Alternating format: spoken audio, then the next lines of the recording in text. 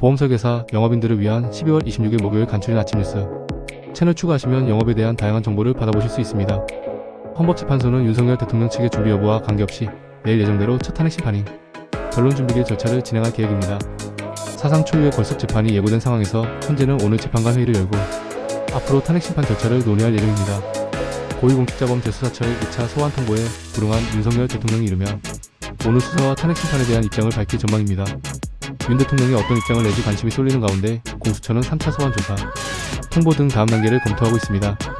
국회는 오늘 본회의에서 헌법재판관 후보자 3명에 대한 임명 동의안을 표결합니다. 민주당은 한덕수 대통령 권한대행이 내일 오전까지 재판관을 임명하지 않으면 탄핵하겠다고 경고했고, 국민의힘은 한 권한대행이 임명 권한이 있는지 따져보겠다고 맞섰습니다. 국회가 선출한 헌법재판관을 대통령 권한대행이 임명하는 건 문제가 없다는 게 헌법학계의 중론입니다. 헌법재판소도 같은 입장인데 임명 권한이 없다는 국민의힘의 주장은 윤 대통령의 업무 복귀를 노리는 정치적인 셈법이라는 분석이 나옵니다.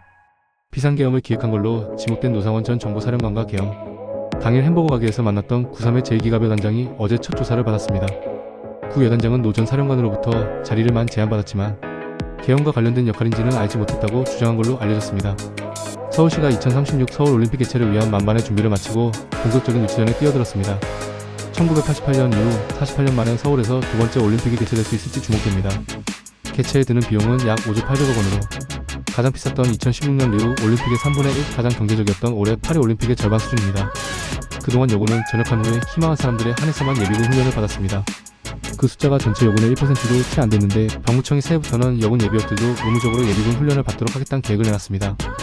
파나마 운하와 그린란드로 미국 영토를 넓히겠다는 트럼프의 폭탄 발언이 해당국의 거센 반발을 사고 있습니다. 그런데도 트럼프는 파나마가 사실상 중국 식민지라는 주장을 퍼나르며 운하를 돌려받겠다는 뜻을 굽히지 않고 있습니다. 우크라이나가 전투 현장에서 사살한 북한군의 품에서 발견했다며 한글로 적힌 편지를 공개했습니다. 러시아에 같이 파병된 동료의 생일을 축하하는 내용인데 편지를 미처 전하지 못한 채 숨진 걸로 보입니다. 카자흐스탄에서 67명이 탄 여객기가 추락했습니다. 기체가 두 동강이 나면서 38명이 숨졌고 29명은 기적적으로 생존했습니다. 세대와 충돌이 사고 원인으로 추정됩니다.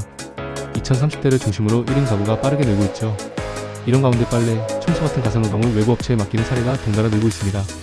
가사노동이 낯선 젊은 층이 청소를 맡기고 남는 시간에 공부나 업무를 하는 게 낫다고 판단한 것이라며 가사 서비스를 제공하는 온라인 플랫폼 등으로 시장이 활발해진 영향도 크다고 분석했습니다.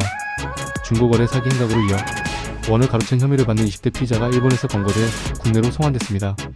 콘서트표나 전자기기를 판다고 가짜 글을 올렸는데 피해자만 780명에 달합니다. 바르기만 하면 살이 빠질 것처럼 허위, 과대 광고를 한 화장품이 무더기로 적발됐습니다.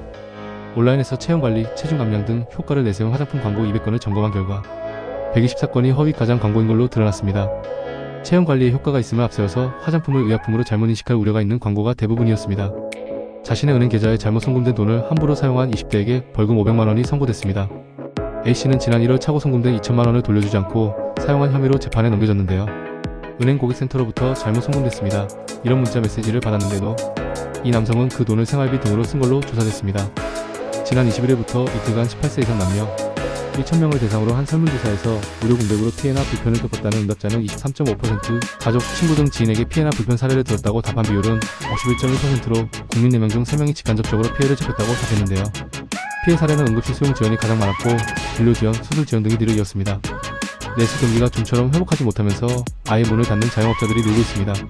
자영업자들이 폐업하거나 은퇴할 때 받는 노란우산 공제금 지급액이 1조 3천억 원을 넘어섰습니다. 역대 최대치로 지난해 같은 기간과 비교해도 10% 넘게 늘었습니다. 그만큼 한기 상황에 몰린 소상공인이 많다는 뜻입니다. 추운 날씨에 독감 환자가 급증하면서 지난주 전국에 독감 유행주의보가 내려졌는데요. 예년과 달리 65살 이상 고령층의 독감 백신 접종률이 목표치를 크게 밑돌고 있습니다. 독감은 특히 고령일수록 위험합니다. 독감에 걸리면 80살 이상 어르신 100명 중 3명꼴로 목숨을 잃는다는 통계가 있습니다. 백신을 접종하면 65살 이상에선 사망률이 80% 줄어듭니다. 목숨을 담보로 한 동심의 게임이 다시 돌아왔습니다. 넷플릭스에 따르면 오징어 게임 2는 한국 시각으로 오늘 오후 5시 전 세계에 공개되는데요. 시사회 등에서 작품을 먼저 본 사람들의 반응은 대체로 긍정적입니다.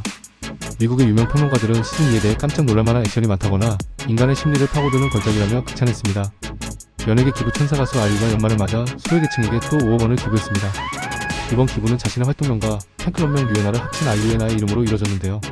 서울 아산병원과 서울아동복지협회 등을 통해 경제적 어려움을 겪는 환자와 자립준비, 청년 취약계층과 장애인, 노숙인, 난청 아동 지원 등에 쓸 예정입니다. 추위가 풀리나 싶었는데 낮부터는 다시 찬바람이 강하게 불겠습니다.